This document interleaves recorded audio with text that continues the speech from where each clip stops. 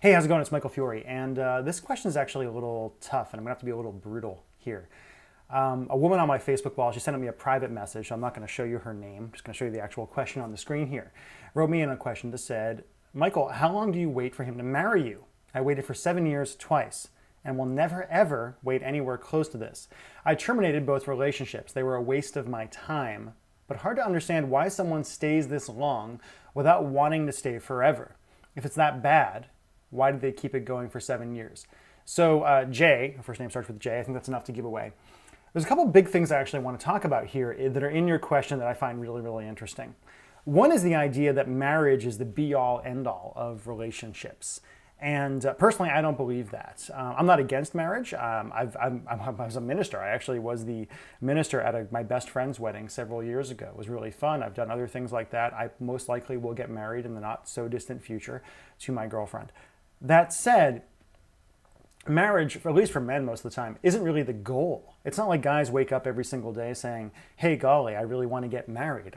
Men don't dream about their wedding day, typically. Maybe when they're really getting to the point where they're going to start thinking about, hey, will you marry me? And looking into that woman's eyes and saying that, it comes up. But men are not addicted to commitment in the same way that women are. Men are not addicted to marriage the same way that a lot of women are. Men don't feel the same sense of like, I desperately need to get married. Maybe if they want to have kids, things like that.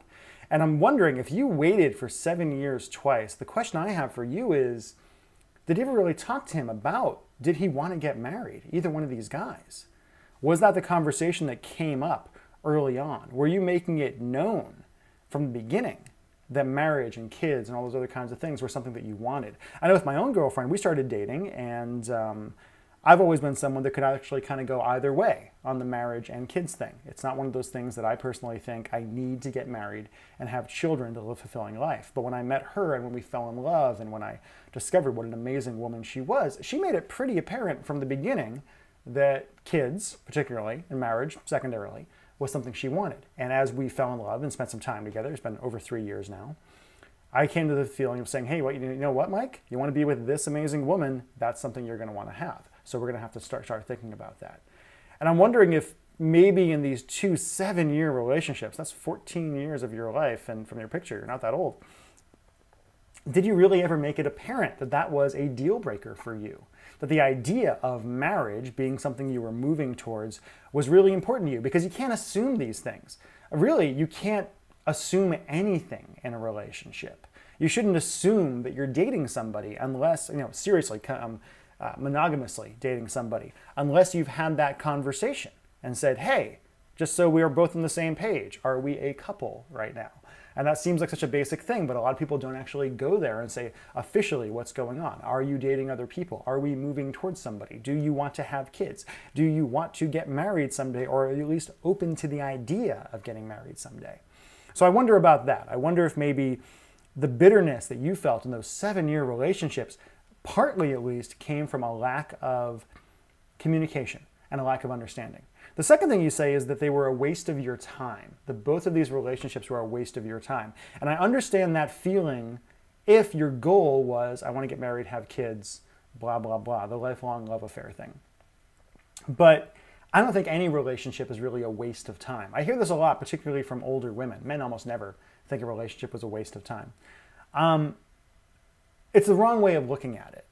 Obsessing about the future is a great way to ruin the now. That doesn't mean you have to give up on the future that you really want, but it does mean that you can't constantly be worried, okay, where is this going to go? Where is this going to go? You have those conversations.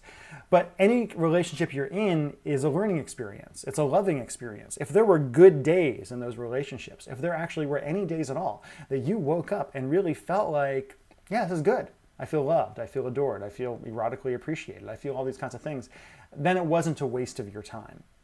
And the third thing you said is, if it's that bad, why do they keep it going for 7 years?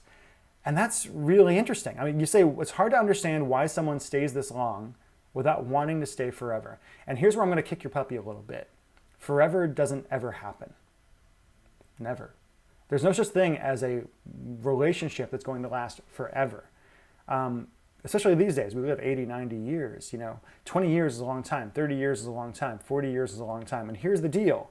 Any relationship you're in is going to end. Either you're going to break up at some point, or one of you or both of you is going to die. Flat out. Simple.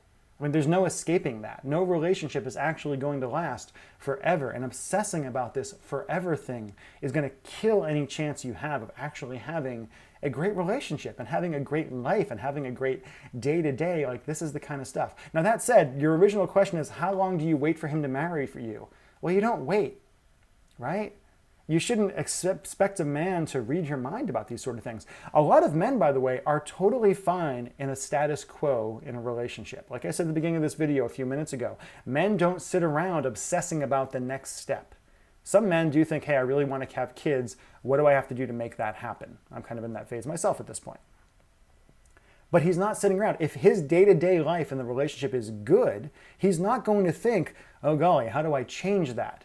He's just going to say, things are good. I'm happy with the way things are. Is she happy? What men want in a relationship generally is a happy girlfriend, a happy wife, whatever it's going to be. If she's happy, he's generally pretty happy. Doesn't want to do that much work for it. So I think, Jay, in a lot of cases, the mistake that you made was never standing up for yourself, was never sitting there and really saying, here's what I want. And if you went 7 years twice with that, it means that you weren't really standing up and saying, here's what I need out of a relationship. Yes, I love you, but I want marriage. I want kids. I want those things. Is that something that you feel like you're going to give me at some point? And if he says no, or he wigwams and says, oh, I don't know, blah, blah, blah, you should have left a lot earlier. I said in another video and a lot of other stuff, never wait for a man, right? If you're feeling like you're waking up every day after year 1, after year 2, whatever it's going to be, and you're like, why aren't things progressing? You need to have that conversation like an adult. Sometimes you just got to talk to people and then you got to move on. So I hope this was helpful, and I'm sorry if it's not what you wanted to hear. If you want to hear more about this, if you want to get on my Facebook wall, just go to facebook.com, look for Michael Fiore, F-I-O-R-E. I'll put a link down there. And if you want to ask a question, maybe you'll make it into a future video or my podcast or my newsletter, etc. Thank you.